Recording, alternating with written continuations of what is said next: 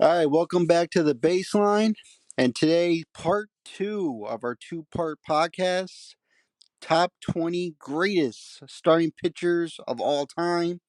And joining me, as always, are Craig and Al. And guys, how we doing? Craig, go. I just dropped my phone. I'm choking.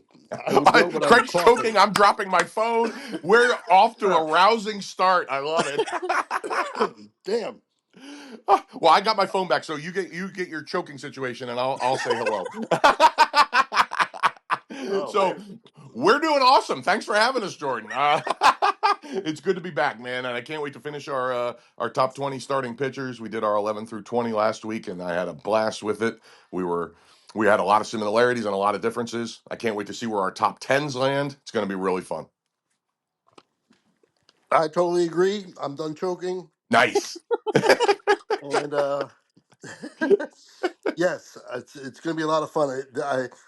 I think we definitely hit some of these guys already, but we'll Mhm. go over the top 20 first, right? The 20 through 11 real quick, what we had, and then we'll start with the 10 down, and we'll get more into detail on guys that we haven't hit yet. Yeah, that's Uh, perfect, man. That yeah, sounds that's awesome. good.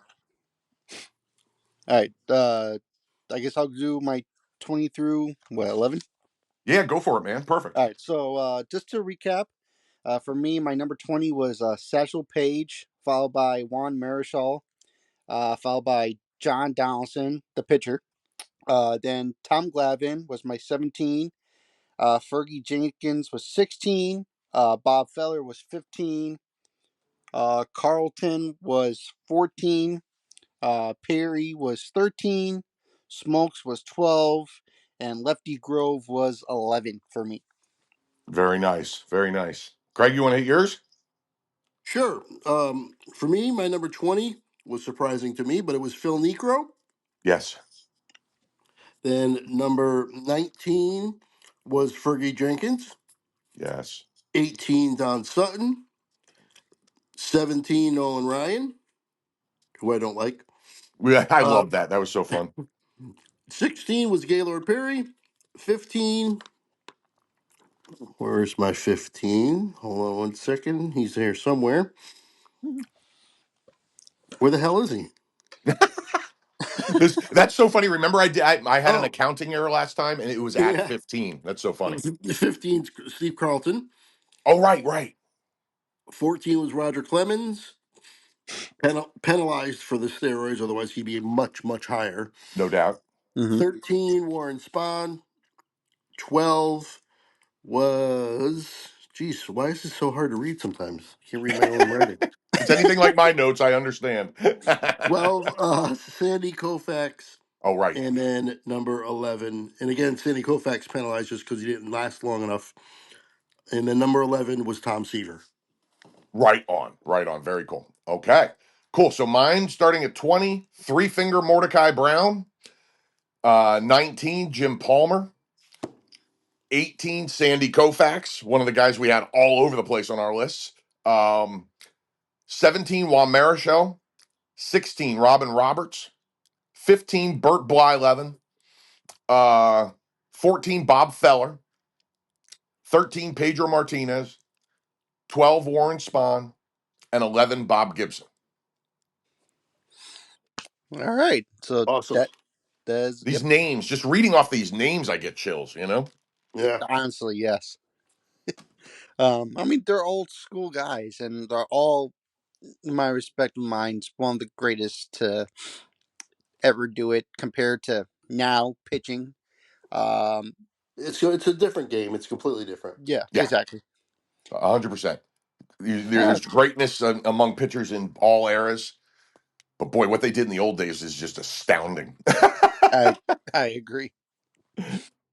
All right, so let's kick off this list. Once again, it's gonna be 10 through 1. Um, and my number 10 is a guy we talked about in the last podcast. So my number 10 was Tom Seaver. Love it. Love it. Yep. Yeah, big Seaver guy. You know, we talked about him a lot last time. I don't need to go back into him a ton. If anybody has anything they want to say, I have Um, massive respect for this guy. And as Craig said, best Met of all time. Best men of all time. Yep.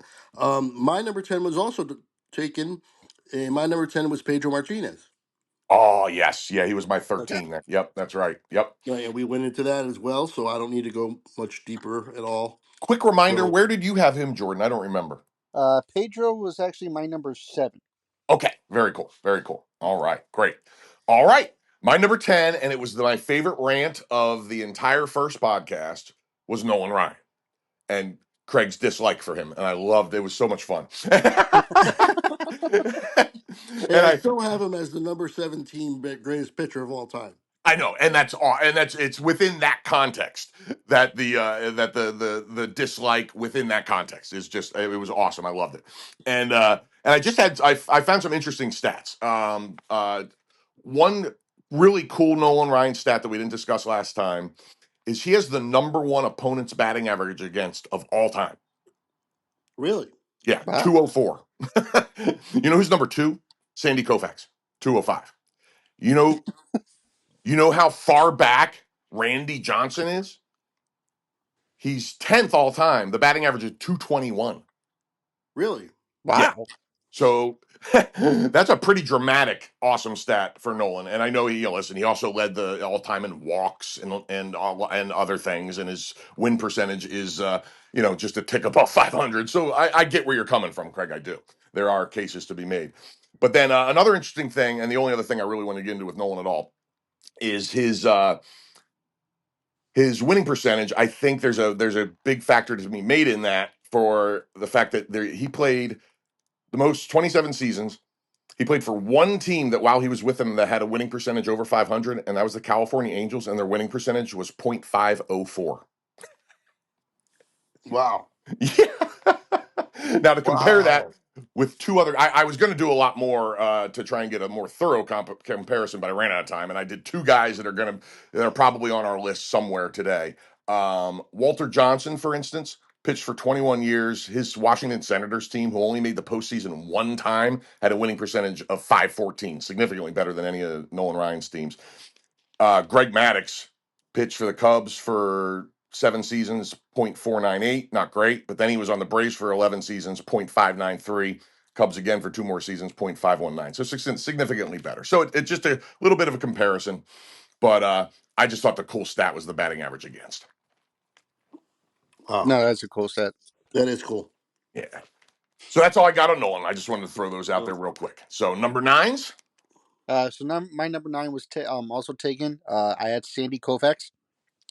Oh, and that's a guy that we talked about a lot last time, and just you could make a case for him almost anywhere. It's just a tricky guy to place because of his 5 year that's as good as anybody.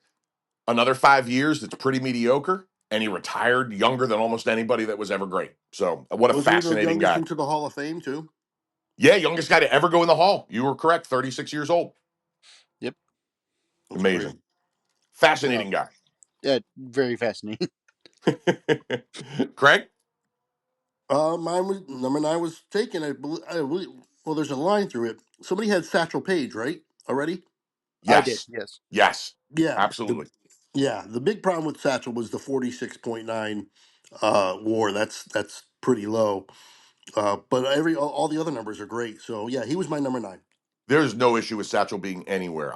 He's my worst person I left off my list by far, and just because I didn't know how to quantify it, I didn't know what to do, so I just opted for other moves. But you could have made him, you could have put him anywhere, and I wouldn't argue. So it's just so hard to quantify the Negro League guys, and it makes it difficult and it's tough, and we've talked about that a lot. But yeah, I love that you have Satchel at 9. Okay, and this is a repeat from Craig's list, which I think you had him at 15. Craig, Steve Carlton. Yes. Okay.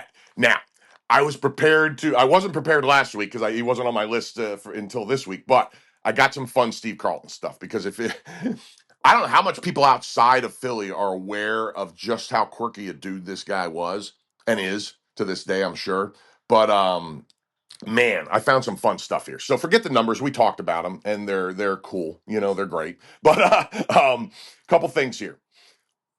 While hunting with a rifle when he was 13 years old, his rifle jammed, so he picked up a rock and hit a rabbit in the head from 90 feet away.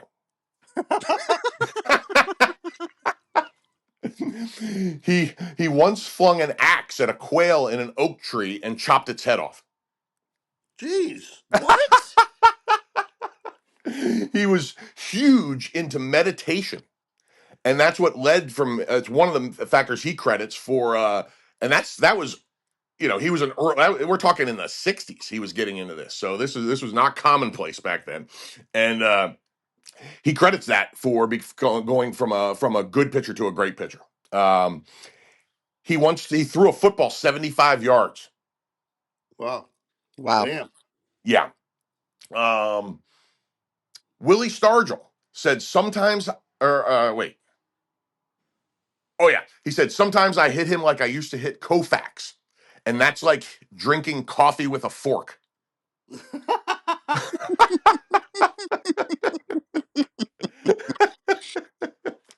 Now, the famous legend about Carlton is that he stopped talking to the media in 19, I think it was after the 72 season. But it's not really true. He did talk to the media. He would talk to the media about anything but baseball. Okay, Isn't Huh. that funny? From that's unique. That's for 1972 sure. to modern times, he will talk to you. He won't talk to anybody about baseball. Wow. That's Yeah. Interesting. interesting. Isn't that funny? And part of his practice routine was punching a bag of rice. It wasn't. I said last time he punched rocks. That was. I mixed it up with all the kung fu movies I've seen because that's a big training sequence trope. But but he literally did have a giant bag of rice that he would punch down into with to try and supposedly it was to help lengthen his arm. Huh. Wow. Lefty was an odd bird, man. And then the last thing about Lefty is just one more thing about that 1972 season. That was where the Phillies lost 97 games, and he was dang it, what was that record? Where was it? I have it. 27-12, I think it was. Anyway, here it is. Here we go. So the 1972-97 lost Phillies were dismal. Carlton was a pitcher of record for 45.7% of his team's wins. Jeez. Carlton's winning percentage was .730. The rest of the staff combined for a .269 mark. So they were abysmal. Abysmal, Craig. Abysmal. Good, great, perfect word. And check this out. I didn't realize this. The only pitcher since Steve Carlton to win as many as 27 games in a season since is Bob Welsh in 1990, whose A's teams won 103 games. You know, there's some weird things that just kind of stick out in your head for no reason. Yeah. Bob Welch's baseball card that year in 1990 Mm-hmm. was just him, was just his hand holding the ball, and that was it. It was his Donruss card, Oh, and it get was out. not him. It was just his hand holding the ball, just a close up of that, and that was his card for that year. Get out. That's cool. And I just remember that because that was really unique, and it was Bob Welch. That is freaking cool. I like That that. is I super love. cool. Do you remember? Who was it now? Mick. Oh, dang it! Now I'm gonna forget the guy's name. He played for the Twins, and there's a famous card where he had this giant glove. Oh yeah, Who the heck was that? Mackey. I don't remember, but yeah, the Yeah. glove was huge. Yes. And there was one with the glove and one without the glove. And it was a I big don't deal if you remember. got. I forget if you got the one with the glove or whatever. But and then none of them are worth anything anymore anyway. But at the time, if you got the one with the glove, you're like, yeah, I got the giant glove card. All right, and that's oh, and then there's just one last thing about that season, this which is just amazing. Check this out. So if sabermetrics are your measurement of choice, Carlton's numbers show his dominance. His 12.5 WAR led all of baseball in 1972, and this is what the cool thing. It was the highest single season mark for a pitcher since Washington's Walter Johnson in 1913. Good lord. Yeah. So Lefty's such a quirky dude. I just had to throw a couple little tidbits out there. And that season is worth talking about too. It's one of the best of all time. I agree. Awesome. Awesome. All right. That's pretty Number awesome. 8. All right. So now, a guy who's not from last podcast. Ooh, okay. And in my mind, probably one of the best out of the three we got to talk about. So my number 8, I'm going with Greg Maddox. That is my number 8. Yeah. Craig, Greg Maddox is my number 4. love it, and I can Okay. totally see that. Yeah, absolutely. To me, he was the best of that whole bunch of the Atlanta guys by a mile. Yeah, And I agree. And 104.8 WAR and 4 Cy Youngs. yeah, he's yep. yeah, absolutely, man. Yep, he's a monster, an absolute monster, and maybe one of the smartest pitchers I ever saw. Oh, The Professor, that was his yep. nickname. Yeah, I mean, you don't get that because you're an idiot. You also, it's funny that that's his better known nickname, but he was also the two wildly different nicknames: the Professor and Mad Dog. Yep. Yep. Well, Never a big strikeout guy, but it never mattered. yes. Yeah, right, right.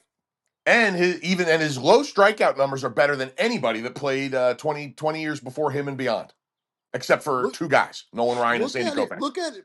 If you guys are on Baseball Reference, look at his 1994 and 1995 seasons, especially Yeah. 95. Yeah. Holy shit. Yeah, he was He had a good. 1.63 ERA, and he was 19-2. Yeah, that's ridiculous. 19-2 is insane. Like that. I mean, and And the year there's before, his ERA was 1.56. It was even lower. yeah, that's amazing, man. He was something else. He's something else. Yep. He was an Well, absolute bulldog, man. also, He's arguably the best fielding pitcher of all time. Certainly the mhm. most Gold Gloves. He's also he very rarely got hurt a lot. I don't know if you guys know this, but from he spent his whole career only spent 15 days on the injured list. Wow. That's it. Wow, And wow. then here's another thing. I want to know if you guys know this. Well, Al, I know you've probably seen a lot of him because he's in your division or he pitched in your division. He when he wanted to call for any pitch, he did it in a weird way that no one caught on, but it was right in front of the hitter. Do you guys know about this story or no? I don't think so. It doesn't I sound don't. familiar yet. So he, if you go back and watch a Greg Magus game, he called his pitches by the way he caught the ball. Really? Yep. So if he extended his arm out and he caught the ball, that was for a pitch outside. If he caught it into like wait for the ball to hit him in the chest, that meant he wanted the pitch inside. It's funny. I can see him doing that. I never knew it meant anything. Wow. And they were like, that's how he called his pitches. And then you guys were going by the name, the professor. Well, listen to this story. I don't remember the catcher's name, but in a regular season game, uh, he told the catcher, they were playing the Astros, and he told the catcher, don't throw anything inside the bag wall. He likes the inside pitch. So the catcher said, okay. Maddox calls timeout. And he says, and he calls the catcher over. And he said, what's up? He goes, throw, call. He's like, I'm going to throw this cutter inside the bag wall. So the catcher's like, okay. He's like, no, it's your game. Bagwell blasts instantly a 3-run home run. Mhm. So they get the next guy out. He comes on. He's like, why did you do that? He goes, we got a good team. They got a good team. We're going to see them in the playoffs. He's going to expect that pitch. Remember that. Sure enough, playoffs come. He strikes out Bagwell on 3 pitches inside of the plate. They walk by. He goes, remember? He's like, I told you that. And look what happened. Wow. Man, that's a great that Maddox, man. And he's such a fascinatingly like listening to him talk is really interesting. He's really smart. He's crazy arrogant. Like he's one of the most arrogant guys I've ever heard speak in my life. But it's a calm arrogance. You know what I mean? Like the most calm sort of like just like I'm the man. You know what I mean? Like Yeah. not like Not dancing all over the place, shouting about it, just like sitting in the corner, being like, anybody that asks, yeah, I'm the man. You know what I mean? By the way, guys, did you realize he won the Cy Young 4 years in a row? No. Oh yeah, and I'm looking at that right now. Oh crap! 92, 93, 94, 95. He won it 4 straight years. Oh, that's crazy. I forgot that. Holy Wow. crap. Yeah, that's ridiculous. And his whip, by the way, during the 95 season was 0.81. Yeah, man. He was That's under one of the best one. seasons of all time. Yeah. He's A under one like 163 four. ERA and a under two under one whip, 19-2 record. I Yeah, don't know how you that's get much better than that. no, that's outrageous. Absolutely outrageous. Wow. Yeah, definitely. Definitely one of the smartest and probably one of the best to ever pitch in that If time. if he had retired at 37 years old, or if he had retired at 37 years old, his ERA would be one of the best of all time, or in his era anyway. Yeah, because Um, his last like 3 or 4 years, it was pretty. It was over four. it was a long, slow fade. You know what I mean? Like he hit a 3.96 RE at 37, pitched that season and four more. You know, and was never under four again.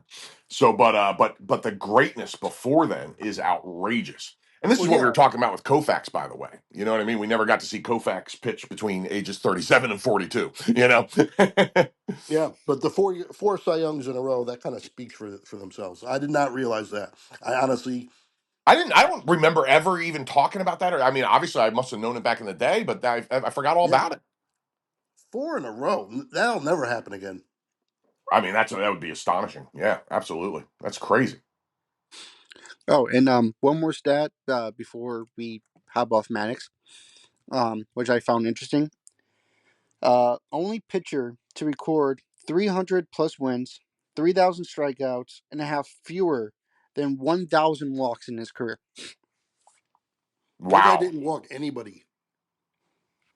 Yeah, he really didn't. Yeah, he had 999. Yep. I- Like, That's think about amazing. that. Like, that's very interesting to know about Craig Maddox. That's amazing. That really is, man. And that two seam, it was the two seam fastball, right? That would look like it was going to hit a lefty in the hip and then come back over the inside corner. I believe so. Yeah, that was one of the most fascinating movement pitches. It moved like we used to call it a screwball back in the day. You know what I Yeah, mean? But I'm pretty sure it was his two seam fastball, and that thing broke so far it was ridiculous, and the opposite direction of the way a right hander's pitches are supposed to break. It was a fascinating pitch. It made him so effective against lefties as a righty that it was unbelievable. crazy. Yeah, Maddox, man, what a beast. All right. Well, if we're gonna move on to my number eight, now, did you either one of you guys say this? I think I don't have them crossed off, but I think one of you guys, I think Jordan, maybe you mentioned him in your 20 to 11. Maybe I just didn't cross him off. Did anybody have Grover Alexander on their list? Nope. Not yet, no, and he is my number four. Okay, well, he's my number eight, Grover Alexander. Love it, love it.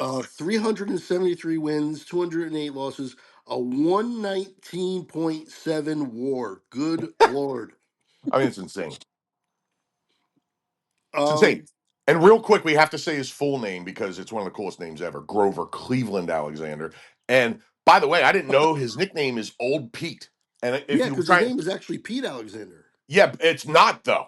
It's not. That's the crazy thing. It's when I was looking it up, I was like, oh, why did I call him? Because he's one of those old guys I was obsessed with, and it was partially because I loved names, and Grover Cleveland Alexander is one of the coolest names I've ever heard in my life. And then I'm starting to look him up for this research, and he keeps popping up as Pete. So I looked Yeah. into it, dude. His nickname was Old Pete. Why? There's no Pete, right? Well, and it was given to him when he was like 20 years old. Okay, so check this out. His nickname was Old Pete because it was he was given a watch with the name Alkali Pete. All right. Now, Alkali Pete, which morphed into Old Pete over time because It came from an old Western that was popular at the time that had two characters. One was Alkali Ike, and the other was Mustang Pete. And the two were combined over time after one of his teammates gave him a watch with Alkali Pete inscribed on it. Over Jeez. time, the media morphed it to Old Pete. That's Is that a interesting. crazy way to get a nickname? I mean, what a strange way. Now, the other thing about this guy too is he went to World War II in the middle of his career, or World War One. Which one? One. One. I wrote down two, and I knew it was one. Sorry. Um, and then it's funny because there's an article. If I can read this real quick, and then go to town wherever you want to go, Craig. Where it's called "Old Pete Goes to War." Oh, really? Yeah, and just two paragraphs from it, real quick. The harrowing battle duty of the war in Europe left, and this is when he was coming back from his duty, left Alexander with what now is called post-traumatic stress disorder. It left the front ear. Wait, he left the front deaf in one ear, scarred by shrapnel in the other, and his pitching arm was wounded by repeatedly firing heavy artillery. Most importantly, he developed an increasing frequency of epileptic seizures and a growing dependence on alcohol. Despite his Jeez. problems, after a brief period of recovery, he returned to the game. Now take all that into account that you just heard, okay? Now, his first season after that, if you had, did you guys have his pro baseball reference up? I do. Yep. His first season after that was 1919. Look at the numbers. 16, Yeah. 11, 27, 14. Damn. Yeah, 1.72 ERA, 0.928 WHIP. The next year, he had one of the best seasons of all time, right there with Steve Carlton's. It's just a tick below that WAR, 27 and 14. This is when he destroyed his arm in the war. He had shrapnel in one ear, was deaf in the other, and he had PTSD. All right, what a man! And he came back and pitched for 13 more seasons. All right, The early so part of his career is just littered with bold numbers. yes, yes, and that was before he got messed up in the war. And then he came back and threw up a couple other really great seasons, even after that. So it's insane, this guy. So yeah, I mean, I was blown away by this guy, and I always give bonus points to guys who were in war. So, oh, Yep. and he's second all time in shutouts, by the way, with 90. That's what I was going to say. Remember last pod we were going over the shutouts and stuff. He had 90 shutouts, which is, remember, we were impressed with anybody over 50. Exactly, exactly, He had man. 90, and he had 436 complete games. That's ridiculous, right? Yeah, and his innings pitched before the war actually 355, 376, 389, and 388 Hmm. in four consecutive years, Yeah, where he man, started where he started over 40 games, 44 starts, 45 starts, 42 starts, that's wild, isn't it? It's and all three of them had an ERA under two. Yeah, that's wild. Yeah, he led the league in innings pitched in what is it? 6 of his first 7 years in the league. And in most of those years, his WHIP was under one. But some of the funny things too is different time in terms of strikeouts. He led the league with 167 strikeouts one year. Yeah, which he did in 389 innings. Right, and he led the league again with 173. Now guys get 200 on 150 innings pitched. Right, right. Yeah, totally, man. I mean, Skeens did that crazy number last year where he had something like, he did some crazy amount over his innings, and a couple other guys too. Yeah, it's wild, man. Yeah, different times, different times. The fact that he came back from the war all messed up like that and pitched for another from 18 to 1930. I mean, it's just ridiculous. Oh, and the other thing you have to see with this guy that can't be ignored, and we talked about this with certain people last time too. Uh, oh, wait a second. Never mind. I thought I had something. I thought I had something I don't. Oh, that's what I was going to say. I had a different stat in mind. My bad. I messed it up. He he's third all time in wins, tied with Christy Mathewson. Yep, 373. Yeah, that's a large number. that no, it's a very large number. He had three World Series appearances. Two of them he was his usual self. One he got destroyed, but he was Yeah, 41 years old. At 41, right? Exactly, exactly. And he, by the way, another of his more impressive stats: four-time Triple Crown winner, 15, 16, 17, and 20. Wow. Yeah, that's pretty Jordan, did wild. he make your list? He did not. Oh, okay. Yeah, it's tough with these old time guys sometimes. Like I grew up reading about these guys, so they're like I knew he was going to be on my list before we started it. This guy because he was another one I was obsessed with, like Yeah, Three Finger I Brown. knew. Yeah, I did too. Yeah, It's definitely one of those things where like I knew the name, you just but that just never crossed my mind. and it's not like there's a lot of footage to go check out. Right, exactly.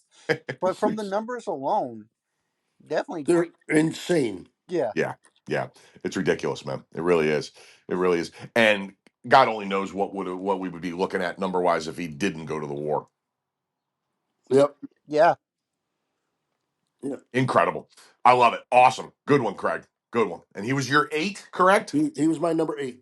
Okay. So my eight was, I believe, was already taken. Yeah, my eight was Greg Maddox. So if Jordan, if you have a seven, I do not because he was on the last pod, which was Pedro.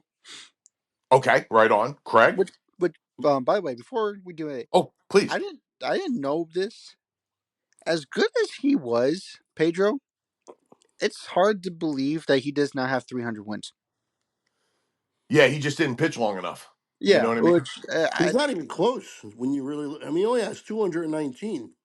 That's the yeah, only reason he wasn't in my top 10. Because Yeah. it was like the difference, but it's like when you're it's so hard with him and Koufax. Like he's not quite in the Koufax category of short prime, but he's closer than most of these other guys that made the list.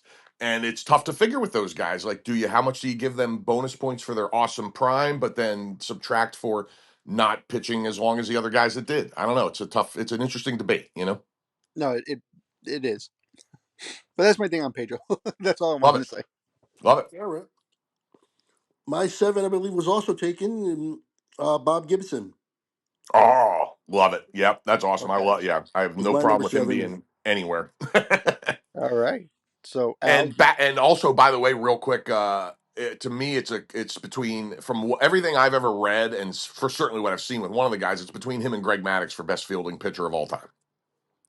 Yeah, and that's tell you, Yeah, Gibson. I just know the only stories I remember are always if you hit a home run against him, you were getting beamed. you got pelted. Absolutely, And absolutely. he may know he wasn't shy about it. He would say that, yeah, you hit a home run against me. Either the next guy's getting hit or you're getting hit the next time you come up. Yep, that's it, man. Somebody's going down. Yep. also here's a interesting fact that I found out from Joe Torre. Well, listen to interviews about him. In the All Star games, right? Uh, he wouldn't talk to you if you weren't on his team. Oh, Oh, see now, I love that old school stuff right there, man. He so they're saying like Joe was trying to communicate with him, but he didn't know what to call. So in an All Star game, he was with the Braves. Gibson was with the Cardinals, and he went to Bob Gibson, and he was like, "Hey Bob, this guy likes the inside pitch. Let's go outside." And he's like, Bob Gibson just stared at me like I wasn't even there, like I didn't even existed. He said the only time during the All Star game he would talk to you is if you were on the Cardinals or if you were another pitcher. If you were a hitter or anything, he would not talk to you at all. I love it. I love it, man. That old school competitive thing is so awesome and so far gone now. yeah, like now the All Star games are a joke, and back then, I mean, those All Star games were heated. There was legitimate like hatred for the other league. No doubt. No doubt. And now guys get a single and then shake the hand of the guy at first base and talk to him while he's leading. You know what I mean? Yep. Yep. And it's okay. It's just different. You know what I mean? But I liked when they were ready to just if they ran into each other on the street, they wanted to throw down. Yep. Yep. I agree. Yep. Yeah, it's awesome. All right, so that was Oh, my 7. okay, so my seven was also taken. I had Tom Seaver. Okay. Okay. So my number 6, another guy that we haven't talked about, and Probably if I'll just say this. This is how we're gonna describe this man. Love it. If I was in the batter's box, I will pull a John Kruk and stay Randy away. Johnson. Yep, Yep. I would stay away on the batter's box as much as I can. I Randy knew it as John. soon as you said if I was in the batter's box. You didn't even have to say Cruck. Yep. But with the I second tell you you, said Cruck, it was sealed. I tell Yep. you what, that John Kruk at bat is one of the funniest things I've ever seen. It's one of the greatest things I've ever seen in my life. I watch it all the time still. I love it to death. Cruck is an announcer for the Phillies now. He went from 50 to 82 overnight. I don't know if anybody's seen Cruck lately, but he's turned into an old man overnight. But he is awesome. I love him to death, and he's that was one of my favorite moments ever. And you couldn't even. I'm a righty. I batted righty when I played, and you couldn't pay me to step into the box against Randy Johnson.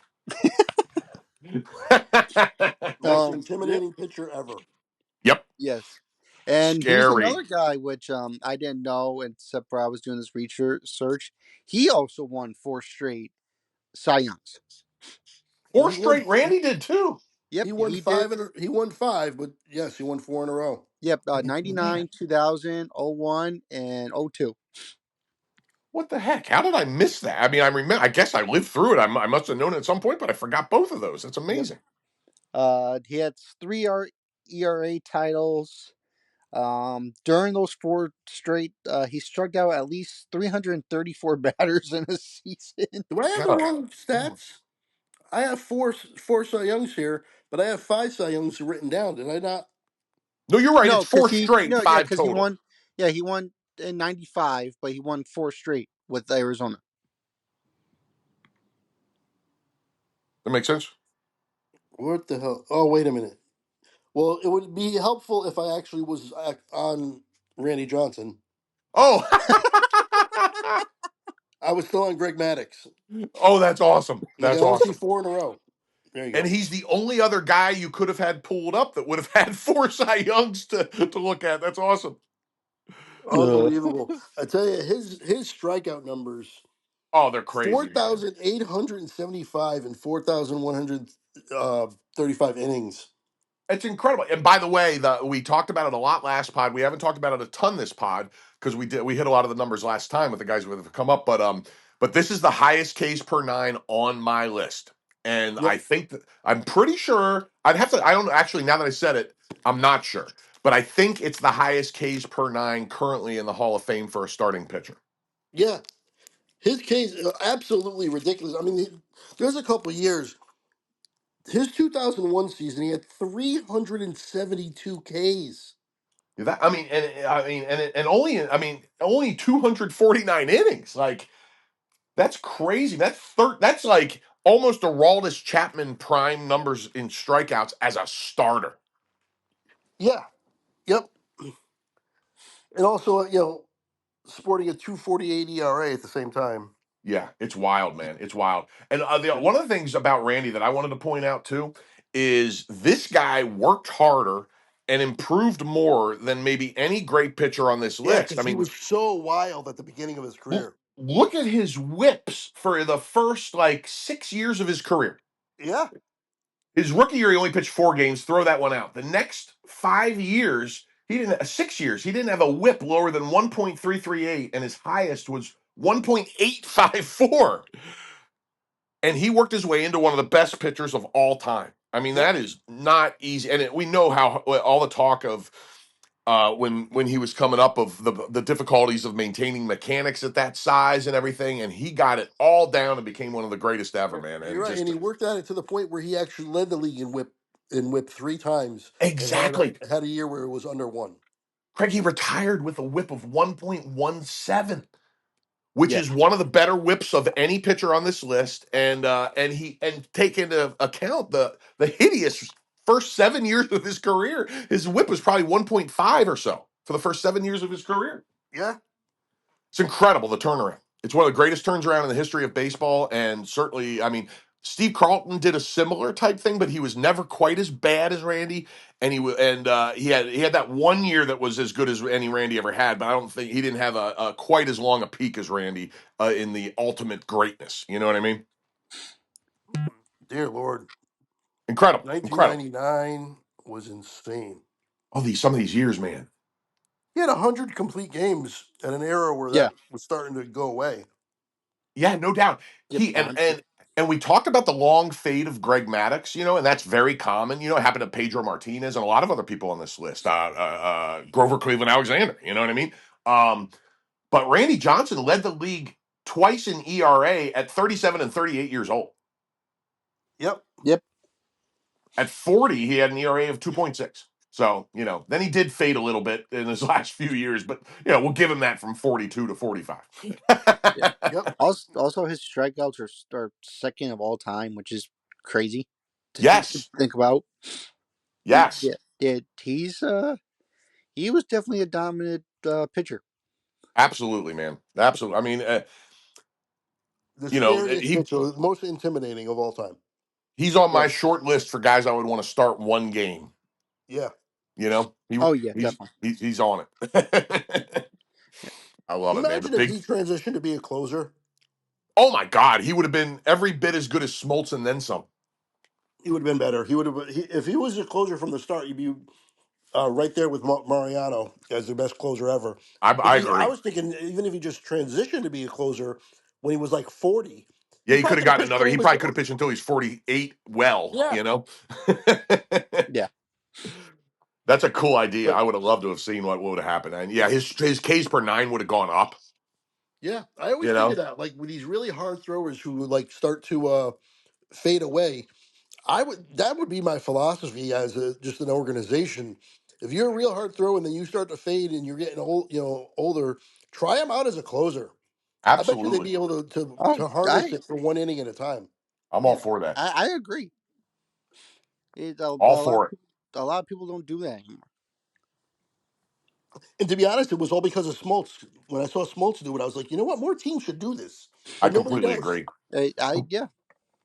And by the way, you would think also not just for the fading, aging heater thrower, but in the Smoltz exact Smoltz circumstance, coming off of Tommy John, It- Yeah, I was gonna say the exact same thing. Like that's right how on. they should. Garrett Cole should be the Yankees closer next year.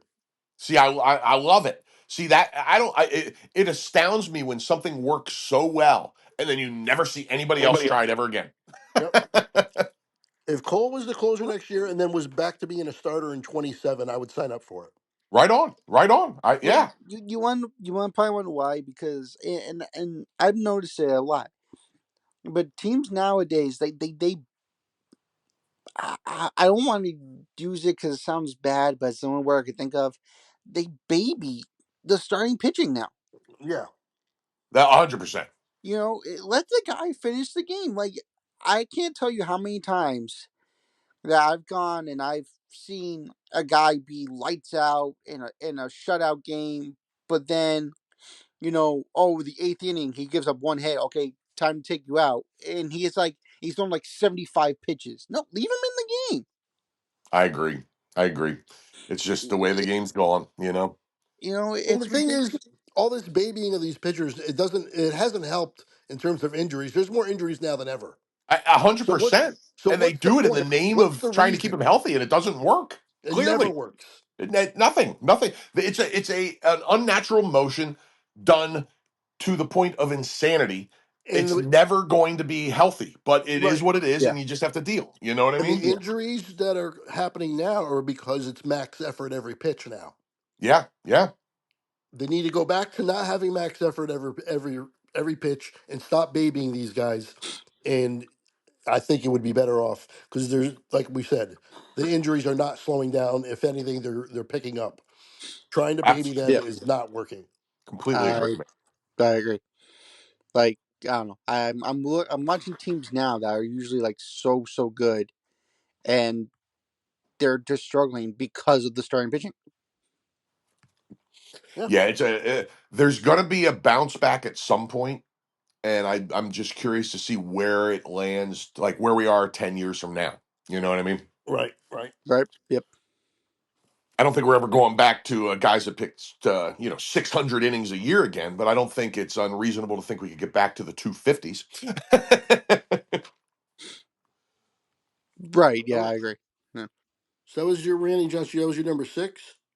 that was Yes. And that was my 6 as well. I don't know if I said that. And And by he the way, was the big unit. I mean, one of the yes, best he nicknames was. ever. Yep. Yeah, absolutely. He was my number 5. Oh, okay, right on. Oh, Right okay. on. Very cool. Yeah. Also, famously hit a bird during spring training. Yes. Yes. Yes, she did. Poor bird. That bird exploded. Oh my God, I never saw anything like it. That was crazy. All right. You know the Humane Society tried to get on him for that, like he fucking intended to do it. Ooh, sorry for the language, but that Yeah. pisses me off. I'm with you, dude, and I don't mind that in that context one bit. I was garbage. It was stupid, and that's why organizations like that lose credibility when they go after stuff that is nonsensical. Yeah, he couldn't do that if he tried. Like No if he was way. aiming for the bird. Not a No, chance, man. not at all. Not a chance. I mean, unless you're Steve Carlton. Right. Well, and he had an axe. Yeah, and you got an axe. That's awesome. I Oh shoot. So who's does anybody are we on does anybody have a 6 yet? think Craig, do you? My number 6 was Lefty Grove. We rated him. Oh yeah, we did, and I had a couple little things on Lefty Grove because I wasn't ready for it last time. If that's okay. Sure. Jim. So we don't need to get into stats. We did all that last time, and great stuff. Well, this is another cool thing about old time athletes is they did stuff like this. Now he's from a town not too far from me, about an hour, a little over an hour away, called. I don't even know how you say it honestly. I think it's Lona Coning, Maryland, and in retirement, he served as that town's police chief for a time. Really?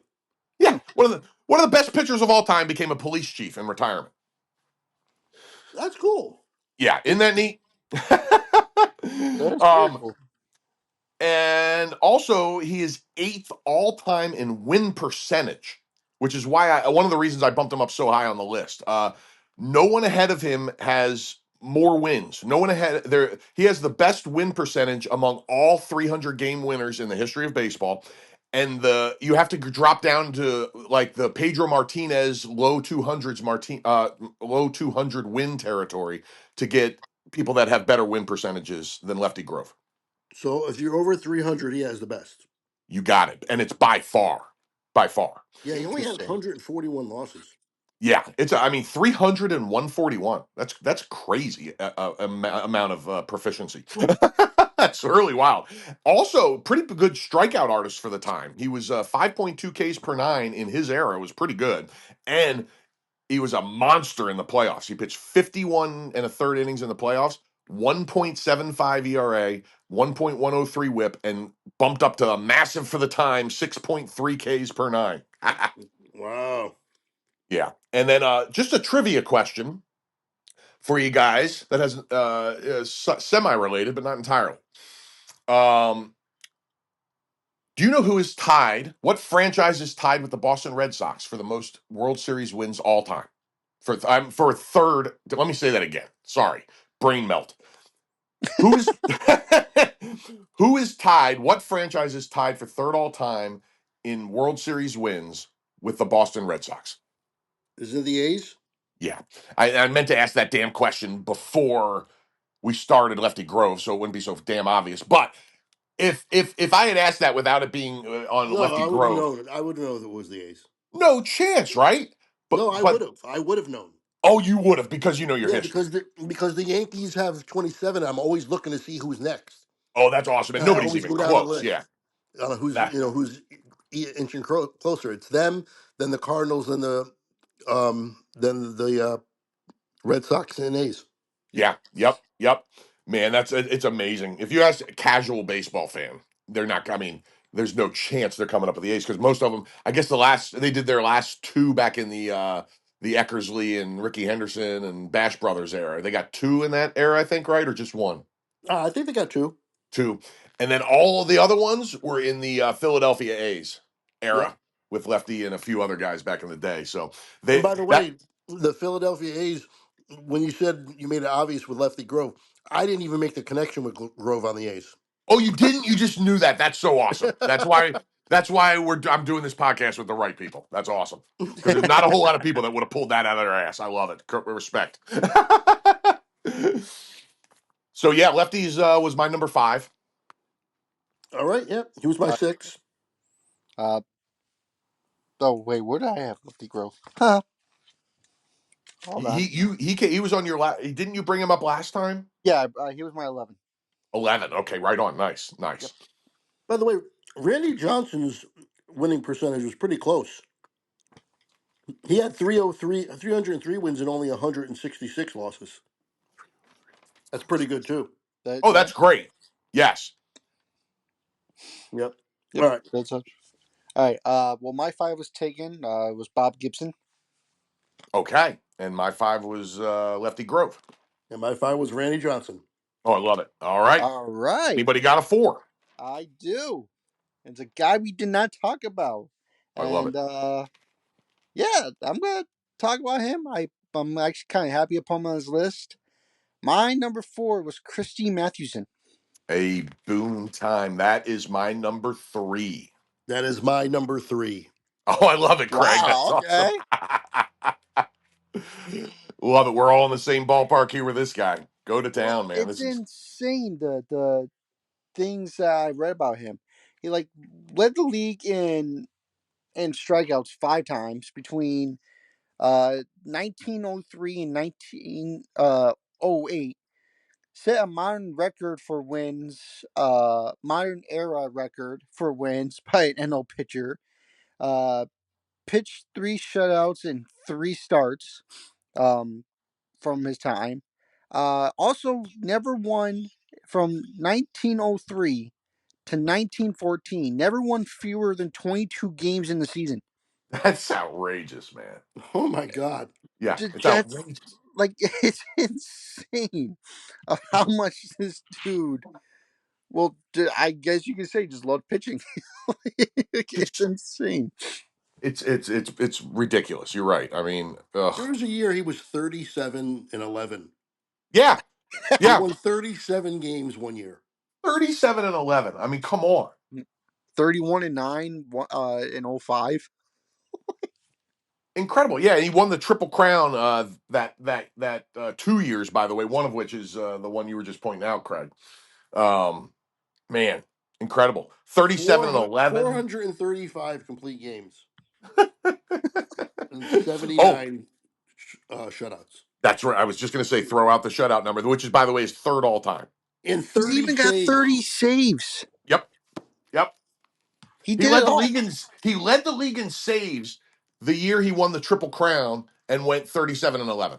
Now that was only 5 saves because it wasn't a big stat back then, but still he led the league in saves. He pitched He led. 390 innings that year, by That's the way. crazy. 390 innings Yeah, 390 innings, Triple Crown, won 37 games, and led the league in saves. That's just ridiculous. and a whip of 0.82. Yeah, the whips are outrageous. He's got one of the best whips of all time. I don't know if I wrote that down, but it's in the 1.05. 1.05, and that ranks very high all time in whip. I'll try and find it He while we're led the talking, league in but whip 4 times. incredible, incredible. Oh, Oh, There's a oh wait, case for him to be number one, by the way. there is. absolutely. There's a great case, a very I great case. considered him 1, 2, and 3. I went back and forth like 3 times.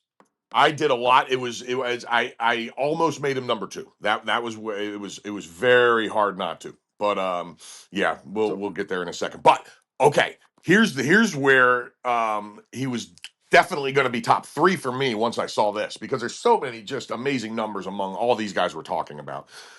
But when I looked up his postseason numbers, I said, "Ooh, he's definitely top 3," and I'll figure it out from there. It's between him and Sandy Koufax for the best postseason numbers I've ever seen. 0.97 ERA, 0.846 whip in not just a small sample size, 101 and two-third innings pitched. that's crazy. That's incredible, man. Like, He was what? only 5-5. Which is insane, right? Yeah. Oh, How do you check this lose out. I 5 mean, games?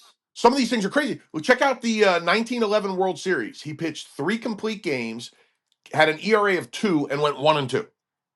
Yeah.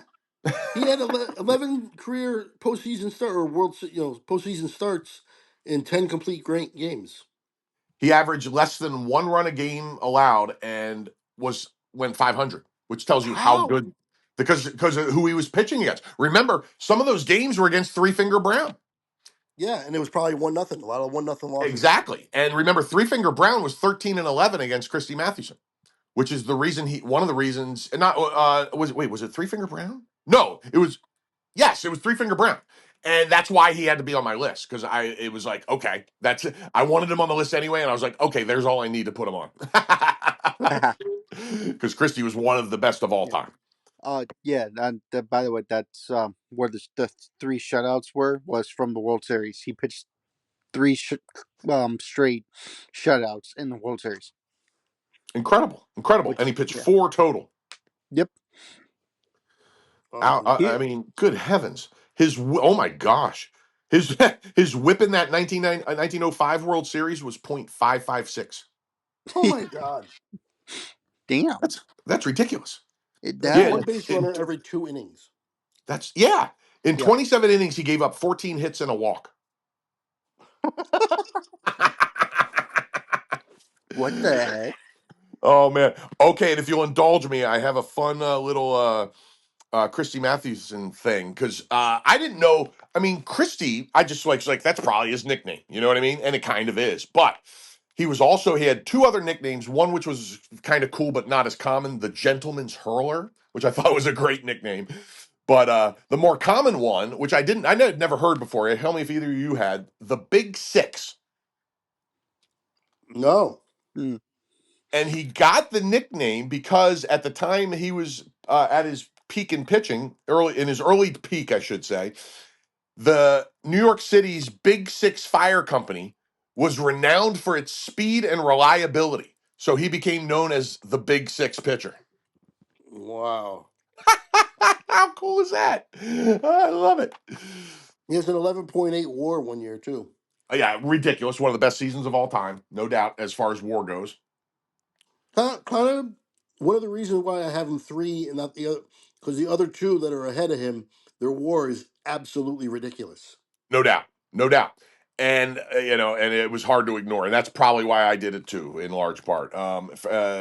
There's just insane numbers, though. I mean, what is he? He's tied for third all time in wins with Grover Hmm. Cleveland. Yep. Um, Yep. I mean, he's just unbelievable. Oh, and then the last thing I wanted to say about Christie, if you guys have anything else, then another guy. By the way, he retired to join the army and go into World War One. He was only 35 years old. He could have pitched for another 5 years easy. Um, Yep. Yeah. so Wow. when that war gets degraded, it's in large part. I mean, it's 106.7. It's awesome. It's unbelievable. But just in comparison to these other insane guys we're talking about, it's in large part because he stopped playing to go into the war. He retired at 35 and joined the Army's chemical warfare service in 1918. Um, got his lungs damaged in a training incident. By the way, that Ty Cobb was in the same training thing, and a few other MLB guys. They were not, it's varying accounts, or whether they forgot to put their masks on or were not instructed properly to put their masks on. It ended up killing Christy Mathewson 7 years later in 1945. He died of lung issues, Wow. Wow. and he was part of that legendary 1936 Hall of Fame class, the first one ever. Yep. But these dudes that gave up the game to go serve their country, you know what I mean? It's Hmm. crazy. I mean, just Well, yeah. another thing that'll never happen. By the way, No. Right. again. Also, I just saw this. He didn't pitch on Sundays. Oh yeah, yeah, What? He didn't pitch on Sundays because the he was very religious, so he did not pitch on Sundays. Oh, yeah, on that, the seventh day he rested, I guess. yeah. That's awesome. That was awesome. Oh, I love it. That's That's awesome. funny. Yeah. Uh, Oh, sorry. Oh God, that was funny. Beautiful man. Oh man, yeah. I don't have anything else to add with Christie. He is just one of the greatest ever, and just ridiculous. Everything you look at with him is just off the charts. Absolutely. He was your Yeah. number four, Jordan. Yes. My number four was Maddox. And my number 4 was Grover Cleveland Alexander. All right. And I believe all of our threes were taken. Mine was Ryan. Okay, and we both had Christy Mathewson. So number 2s. All right. I think we know who these are going to be. Well, it Yeah. feels like it. I'm waiting for something to surprise me. I don't know. Yeah. Should I? I don't know why I did it. Maybe because I just saw him on the list. Yeah, I'll just say it. My number two, I actually put Cy Young. Me Same. too. Really? Yep. Yes. Okay. Interesting. I thought you guys were at least having number one, but okay. Yes, Cy Young, number two. Uh, 511 career games. And that's really all you need to say. Yep. Right. Which is also, is by the way, 100 games more than any other player in history. But yeah, by a lot. Like a Yeah. I, hundred and what, Uh, 130? yeah. He recorded 30 victories on five different occasions, 20 or more games. He won 16 times, has the most innings pitched, which 7,000. 7,356. that's outrageous. He also has the he also leads the whole baseball with 815 games start. And also, we were talking about complete games. It's been like our favorite thing. 749 complete If you go games. to his baseball reference, the bottom of the page where they have all the totals, it's all yellow, which means greatest ever. Yeah. Yep. All the bold numbers are lead the league that year or whatever, but if it's yellow, it's the best of all time. And it's all his WAR is 165.6. Yeah, it's ridiculous. Ridiculous. Yep, 511 wins, 315 losses is actually the most ever. Yep. But 815 starts, 749 complete games, 7,000 innings. I mean, my God.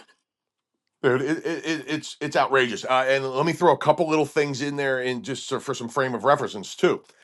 The 749 complete games, which is just ridiculous, by the way, is first all time, as you said, but second is 110 behind him. A guy named Pud Galvin. Unbelievable. What the hell? Second in innings all time is also Pud Galvin. Cy had 7,356, like you said. Pud had 5,941 and a third. I mean, the length of the lead in some of these categories is just ridiculous, man. Just ridiculous. I mean, it blows my He's mind. got he's got seven led the league in whip seven times. In Yeah. ERA, he only led it twice, surprisingly. Yeah, yeah. He's his ERA is very good. It's not as good as Christy Mathewson, for instance, which is why I go back and forth a lot. But then just the just the longevity and the long out excellence. You know, he wasn't like Jordan said, 2016 I'm sorry, 16 win seasons is just beyond Have we comprehension. seen any 400 inning seasons yet on this list? I don't think so, but Cy has him, doesn't he? Cy has one, two, three, four in a row. Yeah. Yeah, five. Yeah, One five. year he pitched 453 innings. And by the way, didn't lead the league that year. Yeah, right, right, which is wild. But did lead the league in ERA and WHIP, and look at that WAR that year. Holy mackerel! Yeah, 13. 13.9 WAR that season. 36 and 12. By the way, he won 30 games 5 times. 30 or more 5 times. My God. Yeah, 9 yellow categories, meaning best of all time, like you said, Craig. Um, oh, and by the way, a bit of an anomaly. If you go down to his batting, he wasn't a great hitter. There really weren't a whole lot of great hitters on these lists. You know what I mean? Even the old time guys. But all of a sudden, in 1903, at the age of 36 years old, he puts up a 771 OPS, which is better than half the players on the Phillies right now. That's insane. Yeah, yeah.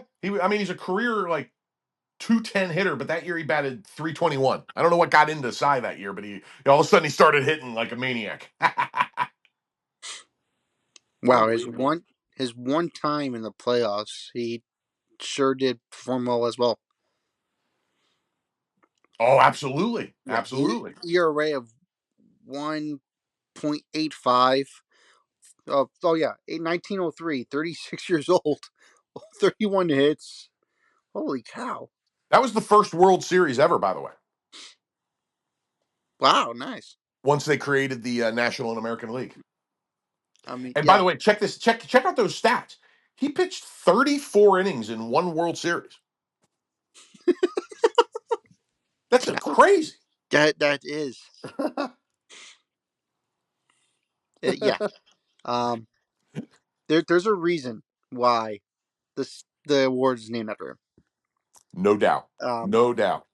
and all you have to do is just look at the numbers, look at the facts. Yeah, the dude was definitely a menace. Oh, and what a neat 511 little thing wins, but about that never. first World Series, by the way, Yep, he threw the first because I guess they were the home team. He threw the first ever pitch in a World Series game, which is pretty cool. That the guy with the most legendary name in the in for a pitcher in the game has that little stat too. That is cool. that's awesome. And Yeah, if, there's he. You know, you can go back and forth on who you want number one. He's obviously right there with who we all have. Yep, no doubt, no doubt. And I have one paragraph from SABR, Society of American Baseball Research, I want to read on Cy. Now, he was a farm boy, all right? He was a farm boy through and through. And he was, by all accounts, incredibly humble. He was, nobody ever doubted his honesty and integrity within the game at all. And in fact, to the point where there was several occasions during his career where something happened and an umpire couldn't make a game. Every time it happened, it was voted that Cy Young become the umpire for the game by both teams. What? Yeah. How about that? That tells you how much he was respected and his integrity was intact. And holy just cow! yeah, isn't that neat? So now here's a just a cool thing about the history of Cy and some of how he grew up and some neat stuff about his farm life and stuff. So in the wake of Cy Young's historic accomplishments, much of the baseball world, this is talking about as he was becoming the Cy Young that we know now. The much of the baseball world began to acknowledge his unparalleled place in the pantheon of great pitchers. Pitchers have come and gone in their turn, but Cy Young still pitches on, observed the Detroit Tribune. Perhaps no ball player ever lived who paid stricter attention to business and who came out of a long series of honors showered on him with lesser opinion of himself and with such strict attention to temperate habits, which I thought was a funny little phrase, old school for saying he's not a booze hound. And for his part, Cy Young placed no special emphasis on his remarkable durability and longevity. He downplayed the significance of his off-season conditioning program, which consisted mostly of splitting wood at his Paoli, Ohio farmhouse. It isn't any secret, Young said, just outdoor life, moderation, and a naturally good arm. I don't know that I take any better care of myself than any other pitcher does. It just happens. This thing of my lasting. It isn't a result of any system. The, the farm featured corn, chickens, and sheep. Young apparently also raised hunting dogs and constructed and sold large trunks fashioned to meet the needs of traveling ball players and widely used in the major leagues. So Cy Wow. Young also made the traveling cases for a lot of baseball players, along with being Cy freaking Young. That's awesome. What the heck? Yeah. Cy Young, man. I mean, he's Cy freaking Young, you know? Yeah. Yeah. That's awesome. I like that. So that leaves Walter Johnson as our number one for all three of us. Yep, Boom. Boom. the big train. Big train. And by the way, for if people listening don't understand that frame of reference, I mean everybody knows what a freaking train is. But when Walter Johnson debuted in Major League Baseball, that was the fastest conveyance on planet Earth. Yep. Yep. Uh, Unbelievable. here's an interesting stat. I want to know if you guys did this for your research. Um, but at the age of 20, he's he started 3 consecutive games. Oh September wow. September 4th, 5th, and 6th. Started 3 consecutive games, and he shut out the New York Yankees in all 3 games. Oh, that's insane. Wow. And Jeez.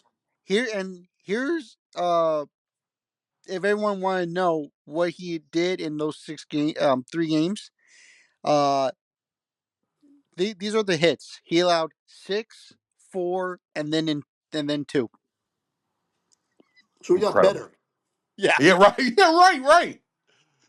Um. 10 straight 20 season wins. Uh, had 10 full seasons with a sub 2 ERA. 10 Uh, seasons under two. Let's let that sink in for a second. Holy yeah. crap. Um. He completed 531 of his 666 starts. Yeah, what the actual hell? That's crazy, bro. Yeah. Um. And real quick, by the way, real quick, Jordan, interjection. Yep. Let's put that into perspective real quick with am I correct? I'm pretty sure I'm right, and I'm struggling to find my notes. But am I correct that Cy Young had more complete games than Walter Johnson had career starts? Yeah. Yeah. Yeah. Yeah. Cy Young had 749 complete games. And Walter Johnson, who I'm 100% cool with putting at number one, had 666 starts. Yeah. That's just crazy. That's crazy. And then He has 110 shutouts though, which is the most ever. That's one yeah. of the big factors in why he's number one for me. And And it's not And actually, even, in his WAR is Cy Young's pitching WAR puts him over Walter Johnson, but their overall WAR, Walter Johnson's is actually 4 points better. yeah, By the yeah. which is it's still stupid though, because 163 to 167, which is nuts. yeah, Yeah. Nobody out of else is And control. even then at 110. Oh well, Clemens was, but other than that, get this: his 3,509 strikeouts were the most for more than 50 years. I'm glad you brought that up because I sure was going to. Yep, that held until freaking Nolan Ryan. Nolan Ryan was breaking Walter Johnson's records. Yeah, That's let that sink in. That's another that there's a few reasons. Craig, you already mentioned the shutouts.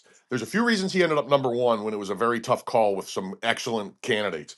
Uh, that the shutouts is a big one for me. The 10 seasons with an ERA under two is a big thing for me. The stat that we just said is just the just unbelievable amount of ammunition to make him number one of all time. My favorite one, my favorite two might be that his 15.1 WAR in 1913 and his 13.2 in 1912 are still one and two all time for starting pitching WAR in a single season. Wow. Yeah, that. He led the league in strikeouts 12 times. Yeah, right. That's Yep. talk about a pioneer. And I love we all love the guys that are trailblazers. I mean, he was so far ahead of the curve with strikeouts. It's unbelievable. Two Absolutely unbelievable. MVPs as well. Two MVPs, Yep. absolutely. Man, oh, okay. What he has a? I didn't realize this. I'm sorry, Al, to cut you No, off. please go, please. He has a record of pinch hitting.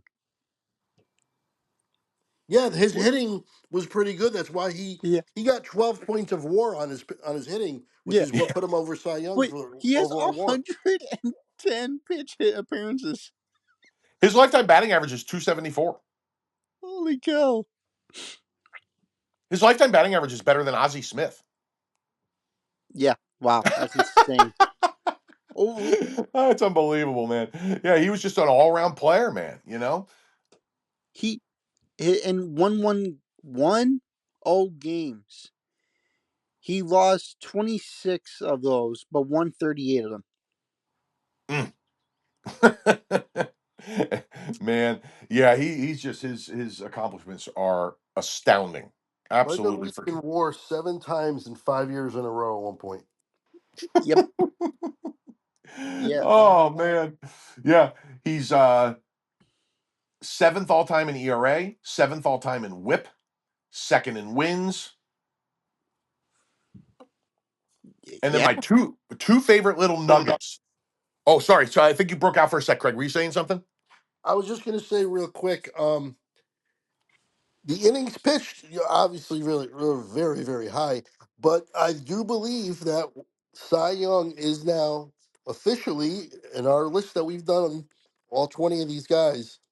I think he's the only pitcher to go over 400 innings in a year, You're correct. Yep. and You're he did it. correct. And he did it 4 years in a row, Yeah. I mean, that's unbelievable. or five It's years in a amazing. row, whatever it was. He had like the ultimate rubber arm of all time. You know, Yeah, I mean, Walter Johnson's high is 371. Again, it ridiculous, especially by today's standards. it But yeah, shouldn't have nobody else honestly. has It ever gone really over shouldn't have been 400. humanly possible for him to pitch the amount of innings he pitched. It's unbelievable what he No. did. Yeah. Yeah, No. he pitched over 1,000, like 1,400 more innings than Walter Johnson. Yeah, yeah, yeah. It's just incredible what he did. It's absolutely incredible, and it's just the amazing, incredible awesomeness of Walter Johnson that gets him over him. You know, Yeah, oh yeah. I mean, it's we're splitting hairs, But but but it's you just can split here. You can obviously make the case for Cy Young. no doubt, no doubt. You can make the case for Christy Mathewson. You Yep, know, so yeah, and I mean, there's maybe there's another guy or two I'm not thinking of you can make a case for, but those were my three that I was battling. yep. I No. went back and forth. I had Cy Young initially, and I went to I think I went to Walter Johnson, then back to Cy Young, and then finally landed on Walter Johnson again. Yeah, yeah, man. Yeah, it was a tough one. I started with Walter Johnson. I just because always in my head he was the best pitcher of all time. But then I started looking at Cy Young's numbers, and I was like, whoa, let me rethink this. And then eventually I did land there, but it was tough. It was tough. I have two little nuggets about Walter that I want to throw out there that are just fun. Um, we talked about Bob Feller having the Army Ordnance equipment brought in to clock his heater. Well, the famous thing that happened with Walter Johnson is they had him throw it against a motorcycle. You guys ever hear about this? No, Oh, I Yeah. think. Yeah, I think I did. I have. Yeah. So okay. So I tried to find footage that if it exists, I couldn't find it. But there's articles written about it and it's priceless. They estimated at the time that his heater was 97 miles an hour based on the I don't know the equation they did, but it was some racing against this motorcycle. They've estimated since now I don't know. This sounds crazy to me. All right. But the estimates since, based on modern math and using proper equations and calculations, the modern estimates are up to 108 miles an hour on old Walter's heater. all right, probably not. Yeah, it probably means he threw as fast as anybody. You know what I mean? He probably threw somewhere in the low hundreds. By the way, remember we've been going over some like the best seasons ever. Yeah, I think we have. I think the winner might be his age 25 season of 1913, the yeah, year he won the MVP. yep, He was 36 and 36. 7 Yep. yeah, ERA with a 1.14. 1.14 ERA, 29 complete games, 11 shutouts, 346 innings pitched, 243 strikeouts, 0.78 whip. He led the league in all of that and others things. yep, That's not, absolutely. yeah, he led the league in everything. Yeah, I think that's. I mean, that by WAR, it is not even close that it is the greatest season of all time. 15.2 WAR for 1 year. Yep. That Yeah. 36 and 7. Yeah, man. I mean, that's outrageous. I mean, that's outrageous. And listen, the other thing to take into account here is the Washington Senators were not a very great. They weren't a very good team. He won one World Series, so they were good a few times, but they weren't. They were just above 500 for his whole career. So he was putting up these numbers on what was in large part a pretty mediocre team. Right. I don't know Yeah. what BF is, but he led the league in that a lot too. Best friends.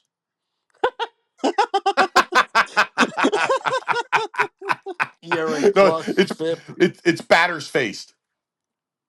Oh, okay. Yeah. Best friends.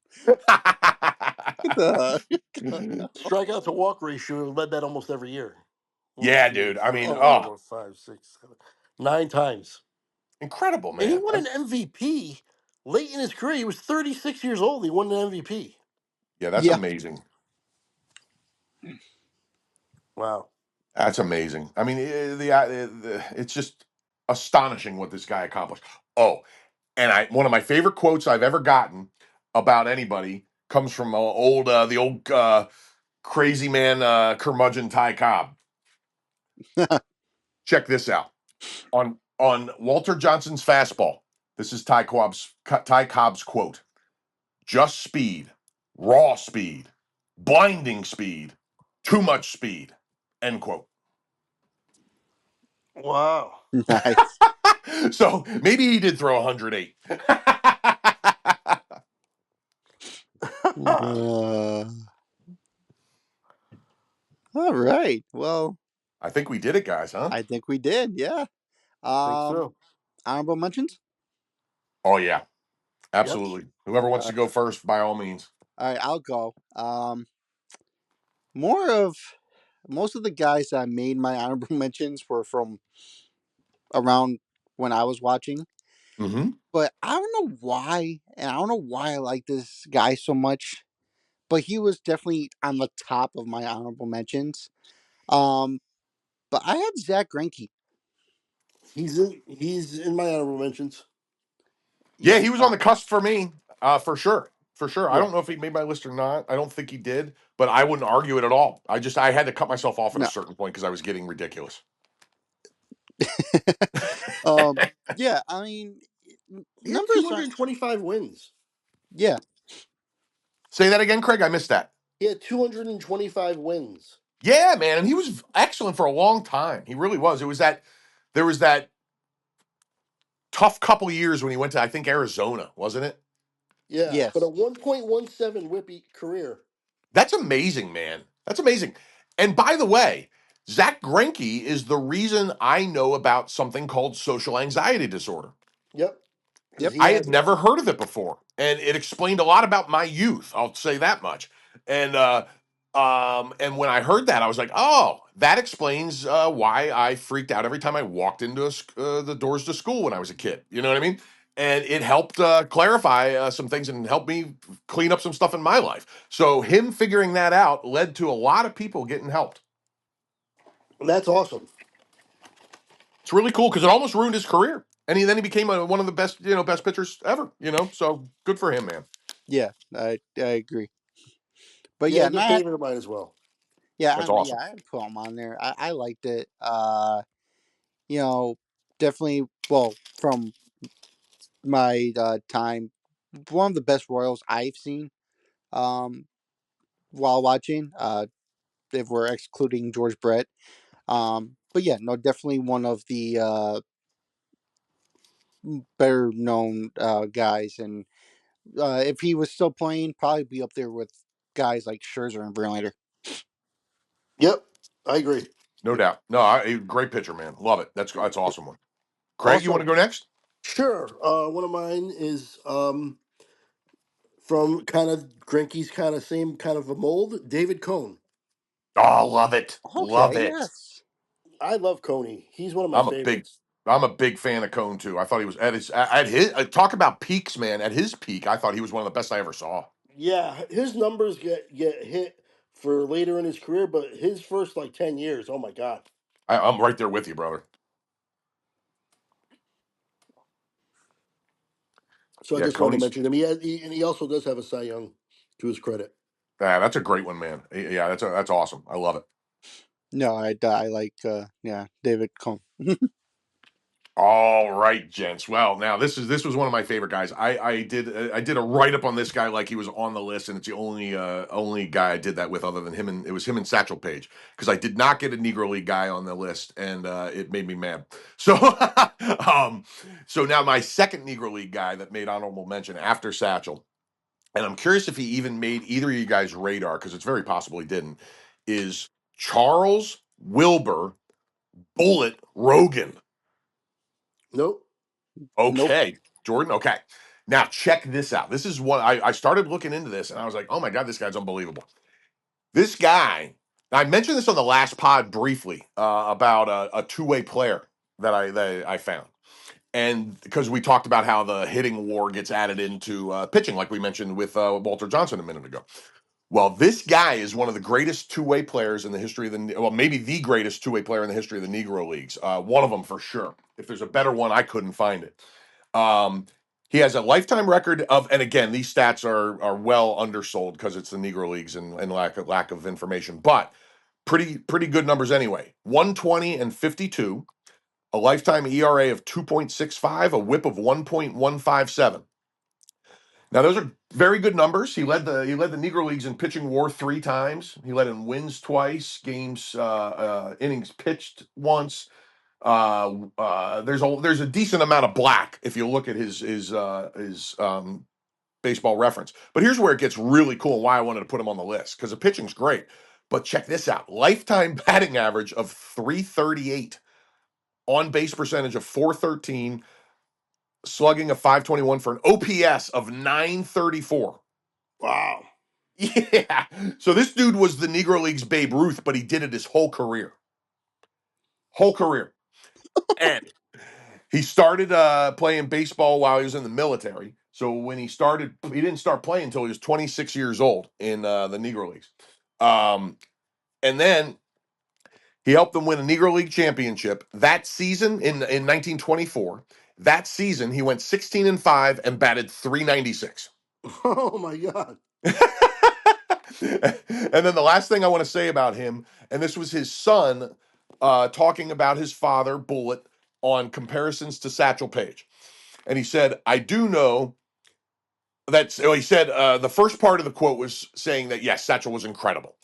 But then the rest of the quote was, I do know that Satchel needed a DH when he was on the mound. When Dad was on the mound, he was batting cleanup. Yes. Nice. Pretty cool. Charles Bullet Rogan. Wow. Nice. I like that. That's a great pick. That's a great. No, that was a good pick. Cool. Thanks, guys. Awesome. All right, next. Um, yeah, I'll go. Again, another guy who I've seen, uh, especially the time during when he pitched in the New York Yankees division, and my dad would watch. I think this is the only time I've seen my dad get mad. Was him on the mound, and Al, you are familiar with him as well. My second honorable mention, I'm gonna do Roy Halladay. Oh, love it. Yep. I Love have. it. He's I on have my list for Holiday. sure. Yep, I have Holiday on my list as well. 200 wins, two Cy Youngs too. no doubt. Yep. And at his peak, he was another guy who, if you could extend the peak a little later, he would climb way up this list because his peak was incredible. Yeah, I totally agree. And um, I don't know. It's just every time you watched him, you just knew something was gonna happen, and I don't know, he was just lights out most of his time, like you No said, doubt. out during his peak. Yep. No, it was so fun to watch. I got to see the last few years of that peak, and it was awesome. It was absolutely awesome. Yep. And yeah, so I Sad again, ending. Sad ending. No doubt. yes, No very sad. doubt. So sad. Um, but yeah, just I had to give him some love. He's very awesome and very fun to watch. Yes. I'm really glad you did. Love that. Great pick. Yeah, he was on my list as well. But I'm gonna go to somebody else. Okay. Go for it. Pitcher from the 40s, Okay. Oh, okay. Hal Newhouser. Oh, another And great the one. reason why is because I needed to mention one particular year. You know how I like the greatest years of all time? That's kind of like my thing. I really like pointing that out. Yeah. And I don't know if this could be up there with some of the ones we've been mentioning, but I think it's pretty close. 1945. First of all, he won back-to-back MVPs in 44 and 45. But in 1945, he had a WAR of 11.3, which Mm-hmm. is really high. Dang, dude. 25 and 9 that year, 1.81 ERA, 29 complete games, 300 innings, led the league in strikeouts with 212. Man, Um, had a WHIP of 1.11, and yeah, it's one of the best. 1.81 ERA. 8 shutouts. Yeah, that was a great year. And more than that, anything, I kind of just wanted to mention that he did have a 29 win year as well, 29-9. Man, I mean, this guy's like, it was a crazy short peak, but it was like, he led the league in WAR 3 or 4 years. The year he didn't in that 4 year run, it was 9.7. It was higher than the other two that he did win it. Right, right. I don't know what happened that year. That somebody must have had one hell of a season. That's amazing, man. Hal Newhouser's a guy I knew the name. I knew he had an MVP. That's why I knew the name, but I didn't know the numbers, and I didn't know that one just insane year. Wow, that's awesome. Yeah, and Great he one, had Craig. back-to-back MVPs. That's incredible. And then he finished second the next year. Yeah, so I mean that's a great 3 year run right there. Wow, good call. I love He that. won 29 games, 25 games, 26 games, 3 years in a row. That's awesome. That is awesome, man. So I just wanted Wow. to mention him. I didn't think he really deserved to be on the list for his whole career because his ERA is over 3, his WHIP's over 1.3. Hmm. Only 207 wins to 150 losses isn't great, but I do like those one spectacular year. I just for whatever reason it's just something I'm really got attached to in this, and I want to mention him. That's freaking awesome. I That love it. that that is I awesome. absolutely love it. Okay. Well, now I told you guys I had this insane amount of honorable mentions. So what I'm going to do is combine about 8 dudes into one conversation with this next crew, okay?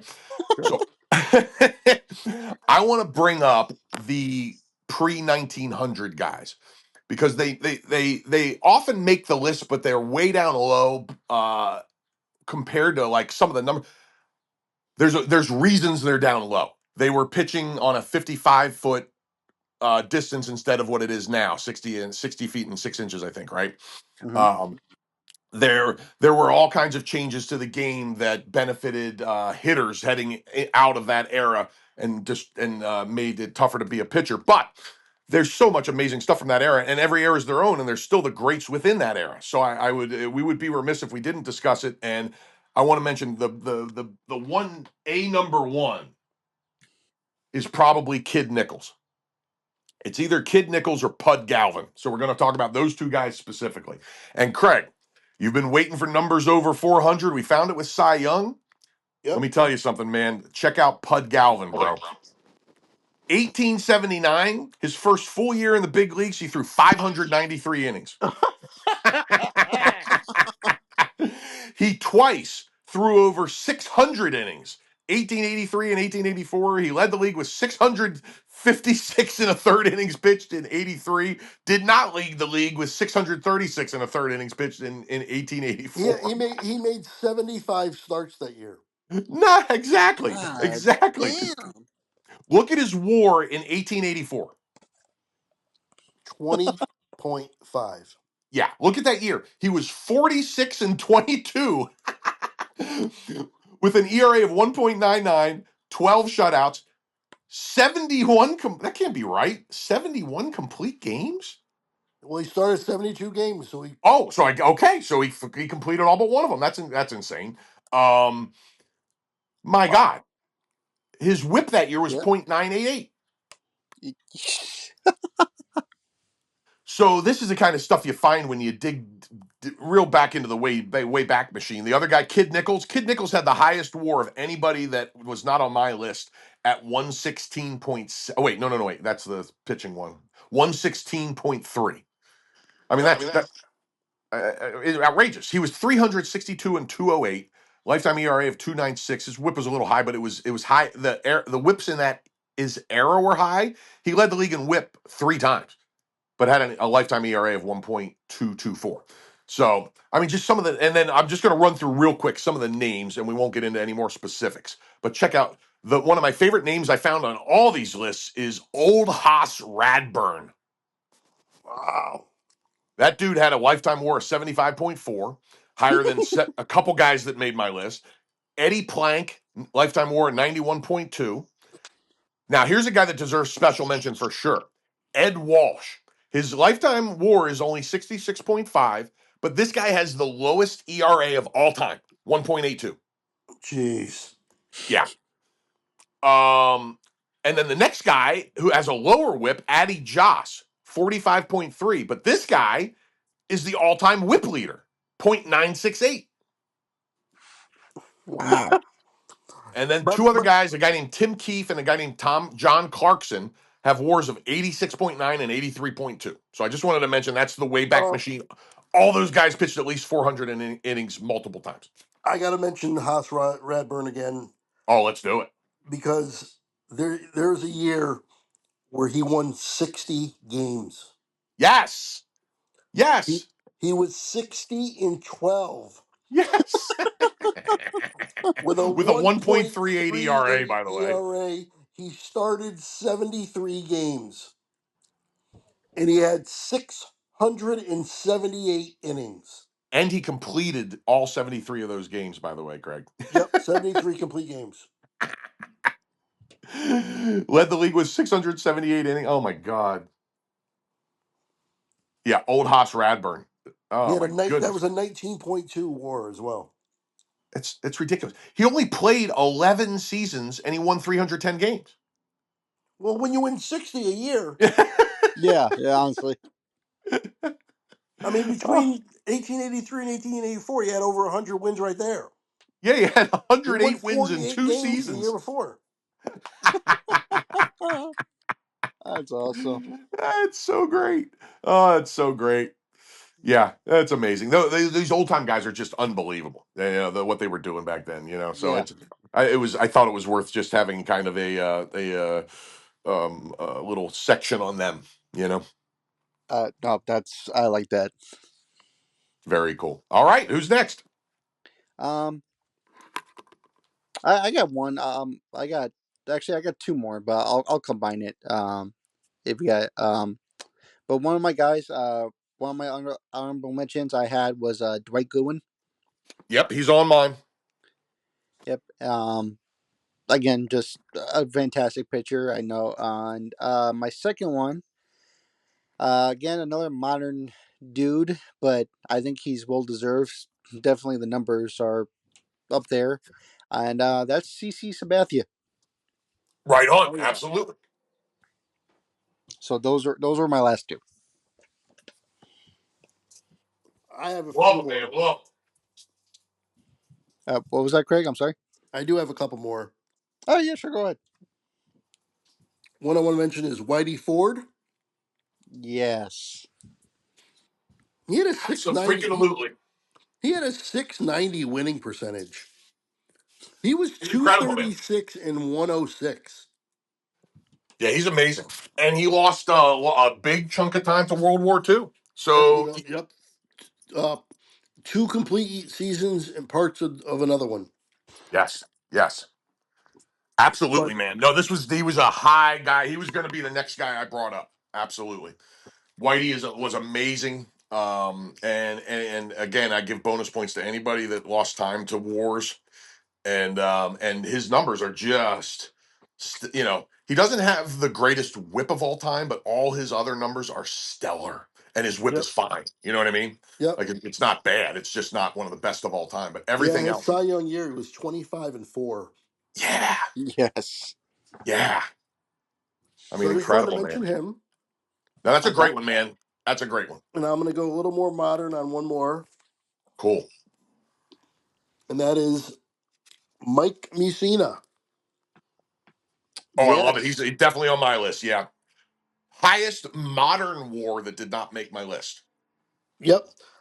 But what I love about Mike Mussina is the fact that he didn't win 20 games. That was always like a knock against him. And then at age 39, his last year, he went 20 and 9 and had one of the best years of his career. That's so cool. Yeah, that's so cool. He started 34 games, had an ERA of 3.37. That was his best ERA since he was 32 years old, like 7 years earlier. That's so. I love that. I That's remember that awesome. happening, and that's so awesome. I love that very much. Yep, and yeah, just remarkably consistent in terms of injuries and pitching. I mean, he made his 30 or so starts every single year. I don't see any year where he had a really low start number for injuries or whatever.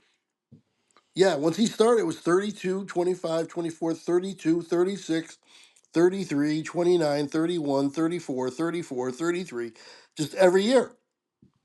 Yep. Incredible. Absolutely incredible. Yeah, he was a beast, man. He was a beast. And he Remarkably languished on some consistent. Remarkably consistent. absolutely. Absolutely. He played on some pretty bad Oriole teams for a lot of his there were some Yeah. decent ones in there too, but the up and down Peter Angelos owned Orioles. Oh, Yeah, very respectable 82.8 WAR as well, higher than some of the guys that are actually on my list. And absolutely. 270 wins. Yeah, man. It's a lot of Yeah. wins. That's a ton of wins, man. That's I know he's I think he is one of the most underrated pitchers of his era by and by far. And he always looks tired. He always well Yes. he was just kind of like he wasn't very exciting. There was nothing exciting about him off Yeah, the and he field. So always looks like he needs a nap. yeah, dude, he looks like yeah, like please just give me some sleep, you know. Oh, I love it, man. Those are great choices, man. Great choices. Yep. All right. Well, I will Well, sum up what's left on my list okay. as briefly as possible, and just mention a few guys.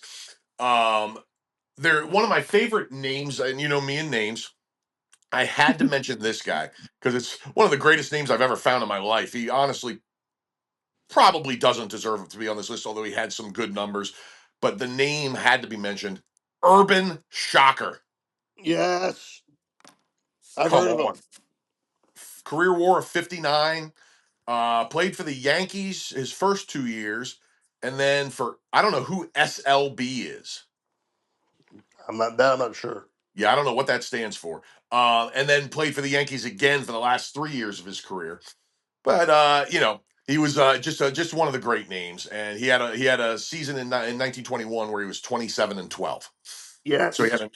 and he led the league in WAR the next year when he was 20-12, or 2 years later. So Urban Shocker, one of my favorite names and a heck of a player. And then two other guys that I want to get into just a hair. Dizzy Dean doesn't Yep. deserve to Yep. make the list, but one of these short peak and greatest characters of all time in the game. And I just remember reading about him and loving it, loving his stories and his anecdotes. And he has had a really great short peak from age 22 to 27, I guess you would give him. Led the league in WAR once, went third. His 1934 season is phenomenal. He went 30-7, 2.66 ERA. I mean, won the MVP, and he finished second the next 2 years, and then he was never quite the same again much after that.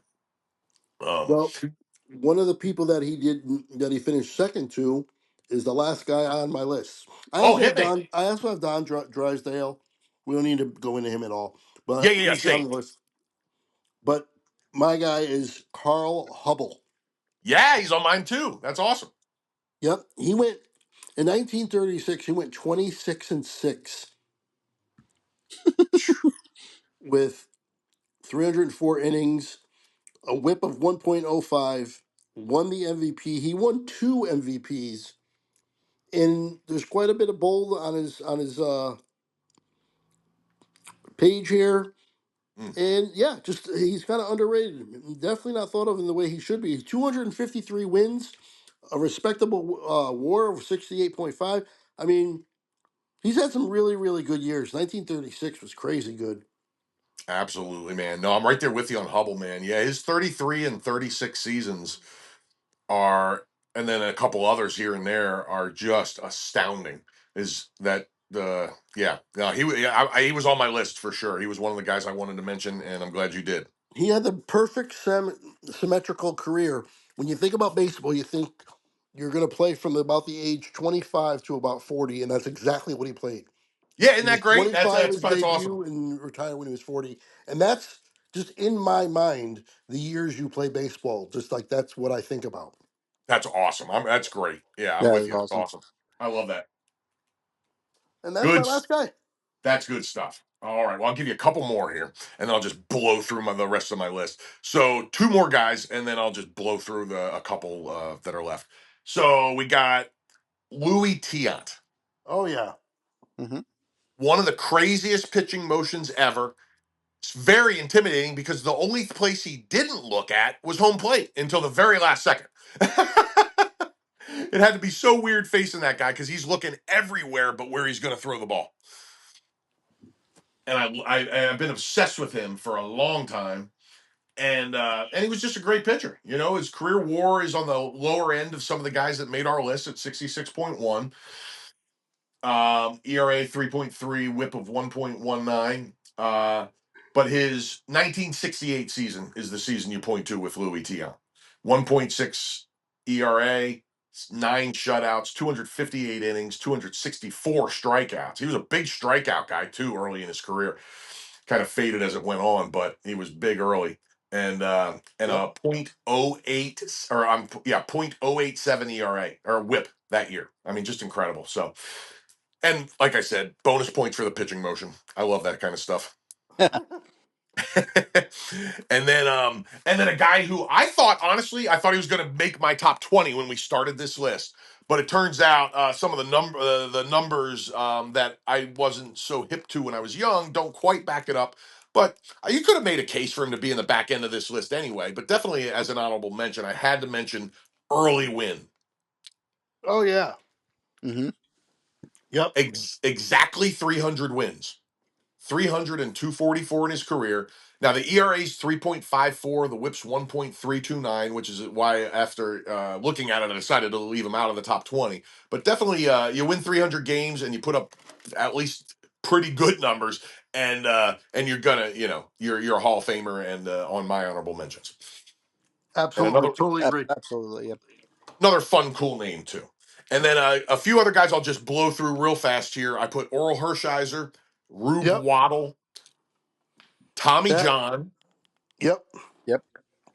And then the last guy I want to say anything of significance about at all, I left him off the list because he was on the Mitchell Report, but I only want to mention him because he's one of my favorite modern pitchers, and I think he's grossly underrated. And again, maybe because he's on the Mitchell Report, he catches some shade for sure, and he should. But I saw this guy throw a no hitter live. I saw a no. I don't know if I ever told you guys this. I witnessed a live no hitter at Candlestick Park in, I think it was, I'd have to look it up, but I think it was 97. I'd have to look it up to confirm that. 96 or 7, I want to say. Really. What was that? I'm trying to guess who it was. Okay, so it was the Florida Marlins against the San Francisco Giants. You want to take guesses before I tell you? Was it Levon Hernandez? Great guess, incorrect. Hmm. I'm trying to think. Which team? It was the Marlins. Marlins pitcher threw a no hitter early in their existence. You say Yeah, 97? it was not Charlie Huff. All right. I don't Oh, know. no. I no, that would be I want to be like that would be early, right? It's not the I want I'm I on found the kind of date. I found the date. If it helps, it was June 10th, 1997.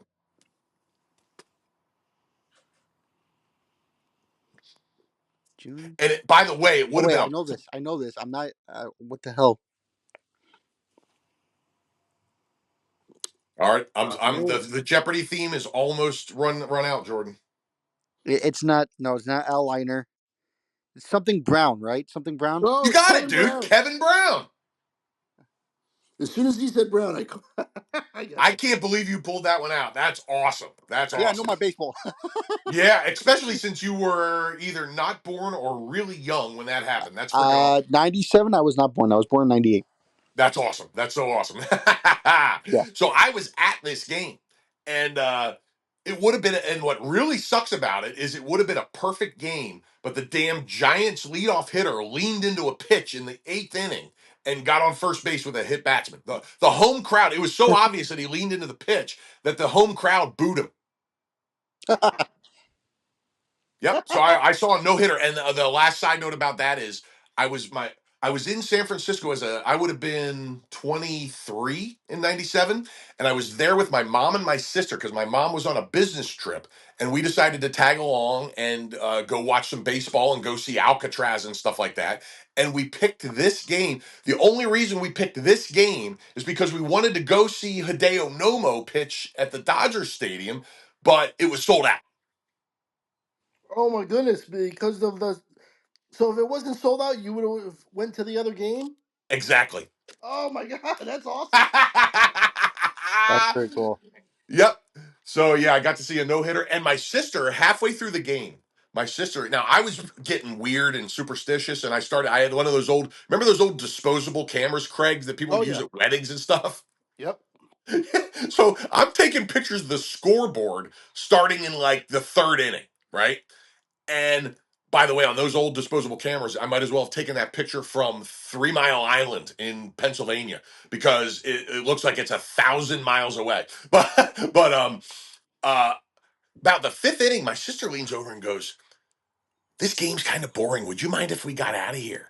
And I said, I broke every rule in my own head and said I have to explain what's going on to my sister. So I pulled her to a dark corner of the stadium where nobody would hear me, and I was like, "Listen, here's what's going on." And then we went back and sat down.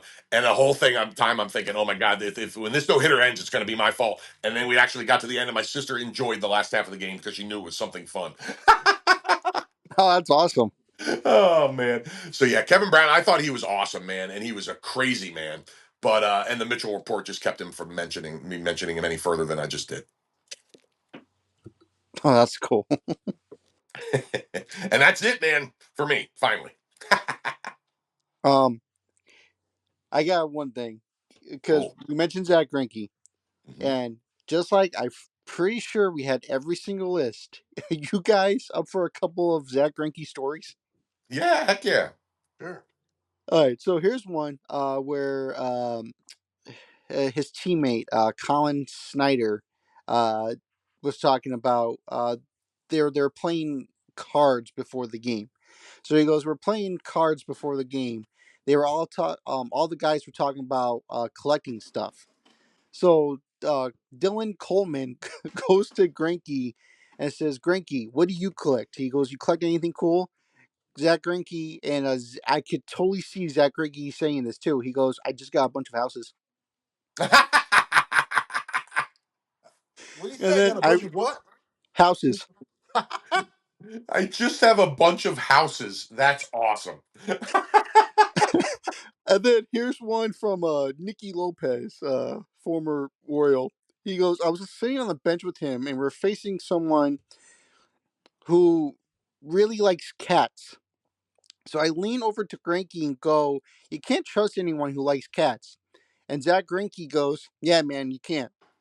He goes, Nicky Lopez goes, 'I like dogs.' He goes, 'You got any, Zach?' He goes, 'Nah, I would never get a dog. But I have a cat though.'" You can't trust anybody with cats, but I have a cat. And those are my two stories about Zach Greinke. Oh man, what a delightfully odd and different kind of fellow, man. And I love that he figured out his quirky brain and figured out a way to become one of the best ever. So cool. And those are great stories. Good stuff. Yeah. All right. So we made it through another top 20. We Um, did it. I can't believe it. This was so fun and it was tough but fun. I enjoyed the heck out of it. definitely. Um, do we dare go? I was gonna say I had two more top tens if you guys are down. Yeah, what Uh, are you thinking? well, I was thinking about one DH, but I don't know if that would be a little too hard. Um, That because maybe like top five. yeah, maybe like that's what I was thinking. But then also just for shits and giggles, I was also thinking about doing maybe a top whatever if you want to do 5, 10 managers. Oh, that's great. Oh yeah, we can do 10 managers. Absolutely. All right, I'm so all maybe I'm on board with that 100%. And yeah, absolutely, man. That's yeah, awesome. because I was thinking maybe we could do maybe that'll be the next pod. We'll do a top 10 greatest managers of all time. Count me in. What would you say about doing teams? Oh, We could, like the 1927 Yankees, like a like that. specific year team. Oh, that's fun too. Absolutely. we could definitely do that too. I Yeah. don't know, I'm Love just, that. you know, one way I'm trying to keep up ideas. I like doing the top tens. Um, Yeah, these are I great. I really do enjoy doing with you guys. So I'm willing to down to do, whatever we could, whatever we Oh, could there's all find out. kinds of I love both those ideas. I'm in for both of them. There's all kinds of fun stuff. We Yeah, talked in the the thing, past. the only thing is the Yankees are going to be on like half the lists for almost for both of us, probably for all three Oh, of for us. sure. For Oh sure. yeah, definitely. Absolutely. Absolutely. I mean, and they should be because they've won what, 20 some more World Series than any other team. Yeah. Well, they won um, 27. I think the Cardinals are at like 13.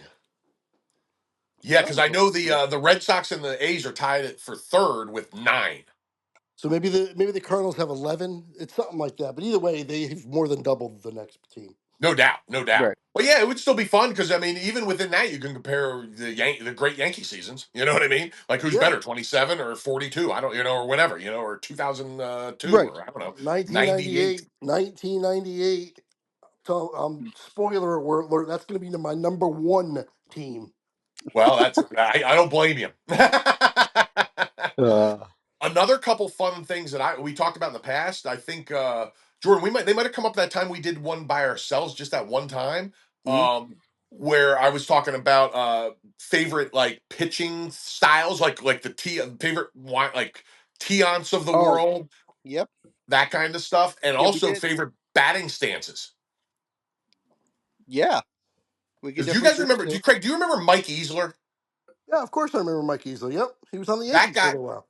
he was so smooth. He would just kind of get in position and then tilt back 20 degrees. But what about Julio Franco? Oh, Julio Franco was insane. What, the up above the head thing? Yeah, he had the bat over his head and was pointed at the pitcher. Yes. I mean, oh man. The barrel of Um, the bat was pointing at the pitcher. Juan Batista, Oh yeah, his belly button would be facing the pitching mound when the pitcher started his motion. just craziness. Yep. Yeah. So Okay. I mean, So see, like we can have our that that's to me that's kind of fun having those kind of discussions. We could have there's all kinds of fun top 10. So whatever you guys, I'm down with everything everybody mentioned, and whichever one you want to do first is cool with me. Well, I'll put my vote in for managers first. That's cool yeah, with me. yeah. Let's do manager first, I and love it. then we'll figure out we want to do like the favorite pitching styles or the hitting, and then yeah, and then we'll figure out from there. Yeah, I like that. I'm Sounds in. good. Perfect. Oh, and the teams, obviously, of course, we gotta do that. Yeah, that one I definitely want to do. That one I think Oh, would that be sounds like fun, a like with like the good idea. Reds of the '70s, the big red machine. Yeah, man. Yeah, some Yeah. of those Yep. old like some of those Connie Mack A's teams. Mm-hmm. All Did right. you ever do that thing, Craig, back in the day? And Jordan, I don't know if this would have, if you would ever have heard of anything like this. I don't even remember the name of it. Was it Statomatic or something like that? There was a Yeah. computer program Mm-hmm. in the 80s. I was doing this in middle school, which would have been for me like 12, 11 years old, would have been 85 to 87. And what you would do is you would pick one team from the classic era of baseball, any team you wanted, 75 Reds, 27 Yankees, you name it, and everyone in this club would pick one of these teams and they would run a simulated season on the computer over the course of a semester. Yeah, it was awesome. I Yeah. remember. I remember. I was a little too young for it, but I remember older kids talking about it. It was so cool, man. It's like it took 6 months to do it. Now you can do it in about 5 minutes. But at the time, it was amazing and cool. And it was like, oh man, yeah, the 27 Yankees would beat the 75 big red machine, man, in seventh. That's awesome. I love it. Cool stuff, man. Well, thank you, Jordan, as always. I appreciate it big time, and I can't wait to do the managers. Love it. Yeah, we're gonna do what a couple weeks. When you want to do the managers? Um. Yeah. Let's do it. Let's do it a couple weeks. So what would that? So we'll do. How Two about next? Fridays, maybe. Oh, you want to do next Friday? 2 Fridays, I said. Oh, two Friday. Yeah, the The ninth. 13th? No, I'm sorry. The 9th, May Yeah. 9th. I'm almost positive that works for me. Count me in unless I get back to you very shortly. Yep, All May right. So 9th will work. Awesome. Awesome. Yeah. That's 2 days. That's going to be my birthday's May 11th. That's how I'm going to celebrate my birthday, by talking about managers. Wow. So look at that. We'll have back-to-back podcasts, which is someone's birthday, because mine's tomorrow. So Yeah, how about that, man? Yes. Love it. Perfect. And happy birthday, Jordan, again. Happy birthday, unicorn. yeah. Yeah, my man.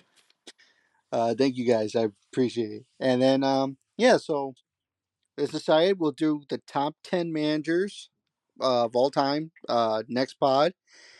And yeah, again, a lot of fun. Really love doing this. And you guys got anything to add before we sign off? I'm just really glad we got through this starting pitchers. This was the hardest one, but it was also, I think, probably the most enjoyable. I really liked it. And yeah, I just really like doing these top tens. I echo everything Craig said, and yeah, thank you again for having me be a part of this. It's really fun and just so much fun learning little tidbits about guys I've known my whole life that I somehow missed along the way, and filling in all these fun blanks. It's just a blast. All right. Well, once again, thank you guys. Also, if anyone's listening likes football, check out Craig and Al's draft pod that came out yesterday. Go out and check out with that. Also, another thing with Craig does weekly Yankee recaps. So if you're a Yankee fan, go check that out as well. Um, and then also, if you listen with me for a while, we're gonna go back to weekly recaps every Monday. We took this last week off because of Easter and a bunch of other stuff. Um, but other than that, I am going to sign off, and I will see you all in the next one.